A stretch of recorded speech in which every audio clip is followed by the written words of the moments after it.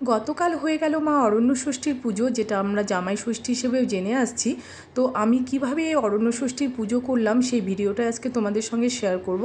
সকাল সকাল স্নান সেরে আগে মা অরণ্য ষষ্ঠীর পুজোর জন্য ডালা রেডি করে নিলাম। এখানে 3টি ডালা রেডি করেছি, যেখানে বাঁশের পাতা, দূর্বা ঘাসের আটি, ধনুক, দই, মিষ্টি, 6 রকমের ফল সবকিছু দিয়ে ডালা রেডি করে আমরা বেরিয়ে পড়লাম পুজো দেওয়ার জন্য। আমাদের বাড়ি থেকে পুজোর জায়গাটা বেশ কিছুটা দূরে, তাই আমরা একটা টোটো ভাড়া করে নিয়েছিলাম।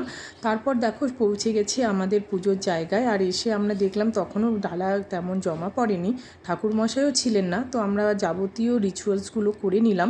আমি না প্রত্যেকবার বাবার বাড়িতে এসেই এই পুজোটা করি, কারণ এখানে বৌদি, মা, বোন সকলেই থাকে, তো ভীষণ আনন্দ হয় এই পুজোর দিনটাতে। পুজো শেষ হতে প্রত্যেকে নিজের নিজের ডালা নিয়ে বাড়ি ফিরে এলাম। আমি আমার ছেলের জন্য পুজো দিয়েছিলাম, তাই ওকে হাতে সুতো বাঁধিয়ে আম খাইয়ে দিলাম, আর আমার মা তার জামাইকে আম খাইয়ে সুতো বাঁধিয়ে দিল।